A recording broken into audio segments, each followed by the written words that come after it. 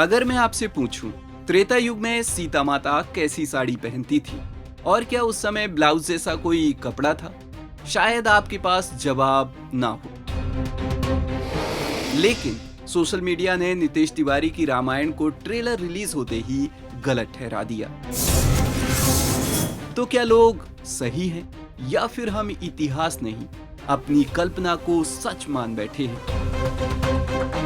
नितेश तिवारी की रामायण का ट्रेलर आया, वीएफएक्स की तारीफ हुई, म्यूजिक की तारीफ हुई, लेकिन सबसे ज्यादा बहस किस बात पर हुई? कॉस्ट्यूम्स पर। किसी ने कहा सीता माँ के कपड़े बहुत मॉडर्न हैं, किसी ने कहा ये त्रेता युग नहीं 2026 का फैशन शो लग रहा है। तो क्या ये आलोचना सही है या फिर लोग बिना पूरी फिल्म देखे फैसला सुना रहे हैं? और सबसे बड़ा सवाल, क्या हमारे पास ऐसा कोई सबूत है जिससे पता चले कि त्रेता युग में लोग आखिर पहनते क्या थे? सबसे पहले सोशल मीडिया पर लोगों की सबसे बड़ी शिकायत क्या है?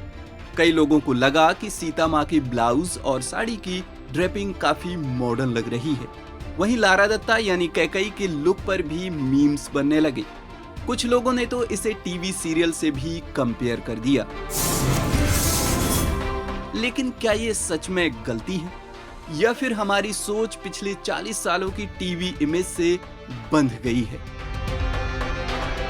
अब थोड़ा टाइम ट्रेवल करते हैं। जब भी कोई नई रामायण बनती है, हर पीढ़ी अपने मन में एक अलग राम और सीता लेकर बैठी होती है। 80 के दशक में अरुण गोविल वाले राम, उससे पहले कैलेंडर आर्ट वाले राम, दक्षिण भारत में अलग रूप, जापानी एनिमेशन में अलग रूप, यानी राम का एक ही चेहरा कभी नहीं रहा। और यही बात कपड़ों पर भी लागू होती है। अब सबसे जरूरी सवाल, क्या वाल्मीकि रामायण बताती है कि राम और सीता क्या पहनते थे? जवाब है बहुत कम। वाल्मीकि वस्त्रों का जिक्र करते हैं, लेकिन ऐसा नहीं है कि उन्होंने लिखा हो ब्लाउज ऐसा था या साड़ी ऐसे पहनी जाती थी या मुकुट का डिजाइन कैसा था। मतलब आज का कोई कॉस्ट्यूम डिजाइनर किताब खोलकर कॉपी पेस्ट नहीं कर सकता, उसे कल्पना ही करनी पड़ेगी। अब आते हैं कालिदास पर। कई लोग कहते हैं कालिदास को पढ़ो, वहीं से रेफरेंस मिल जाएगा, लेकिन यहाँ भी कहानी थोड़ी अलग है। कालिदास के रघुवंश में राजाओं का वैभव दिखाता है। रेशमी वस्त्र हैं, भारी आभूषण हैं, राजसी शान है, लेकिन वहां भी किसी फिल्म का रेडीमेड कॉस्ट्यूम डिजाइन नहीं लिखा। मतलब वह प्रेरणा देता है, ब्लूप्रिंट नहीं। यहीं से शुरू होती है इतिहास और सिनेमा की लड़ाई, क्योंकि फिल्म मेकर को दो चीजें साथ लेकर चलनी पड़ती है। एक पुराने ग्रंथों का सम्मान, दूसरी आज के दर्शकों की आंखों को शानदार विजुअल देना। अगर वो पूरी तरह इतिहास पकड़ेंगे तो कुछ लोगों को फिल्म डॉक्यूमेंट्री लगेगी। अगर ज्यादा सिनेमैटिक हो जाएंगे तो लोग कहेंगे इतिहास बदल दिया। यानी दोनों तरफ रिस्क ही रिस्क है। वैसे ये पहली बार नहीं हो रहा। आदि पुरुष को याद कीजिए, राम रावण के लुक पर कितना विवाद हुआ था। उसके बाद पद्मावत, पानीपत, सम्राट पृथ्वीराज, इन फिल्मों के कॉस्ट्यूम्स पर भी सवाल उठे थे। मतलब बड़ी पीरियड और मिथोलॉजिकल फिल्मों के साथ ही लगभग हर बार होता है। अब सवाल, क्या नितेश तिवारी की टीम ने इस आलोचना का जवाब दिया? हाँ, फिल्म के कॉस्ट्यूम डिजाइनर रिम्पल और हरप्रीत नरूला ने कहा कि सिर्फ ट्रेलर देखकर पूरी फिल्म को जज नहीं करना चाहिए।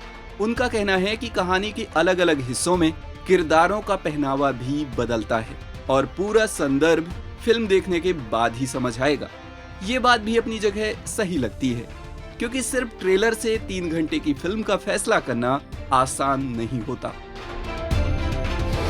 एक और दिलचस्प बात, कुछ महीने पहले राम के रंग को लेकर भी बहस हुई थी। कुछ लोगों ने कहा राम का रंग ग्रंथों में अलग बताया गया है, कुछ ने दूसरी व्याख्या दी।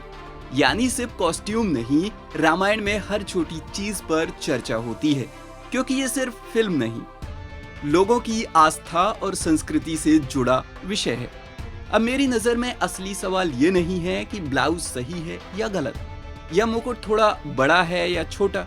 असली सवाल है कि स्क्रीन पर दिखने वाला किरदार आपको राम और सीता जैसा महसूस कराता है? क्या उनकी सादगी दिखती है? क्या उनका त्याग दिखता है? क्या उनकी मर्यादा दिखती है? अगर जवाब हाँ है, तो शायद कपड़ों की बहस थोड़ी छोटी हो जाती है। लेकिन अगर कॉस्ट्यूम कहानी से ध्यान हटाने लगे तब आलोचना भी जायज हो सकती है। और शायद यही वजह है कि सोशल मीडिया दो हिस्सों में बटा हुआ है। एक कहता है इतिहास से समझौता नहीं होना चाहिए, दूसरा कहता है फिल्म है, थोड़ा सिनेमैटिक लिबर्टी तो होगी। दोनों की अपनी बात है, अब फैसला आपके हाथ में है। क्या आपको लगता है कि नितेश तिवारी की रामायण के कॉस्ट्यूम त्रेता युग का एहसास दिलाते हैं, या आपको भी लगता है कि उन्हें और ज्यादा भारतीय और प्राचीन लुक देना चाहिए था? अपनी राय कमेंट सेक्शन में जरूर बताना। अन्य खबरों अपडेट्स के लिए देखते रहिए बॉलीवुड नाउ।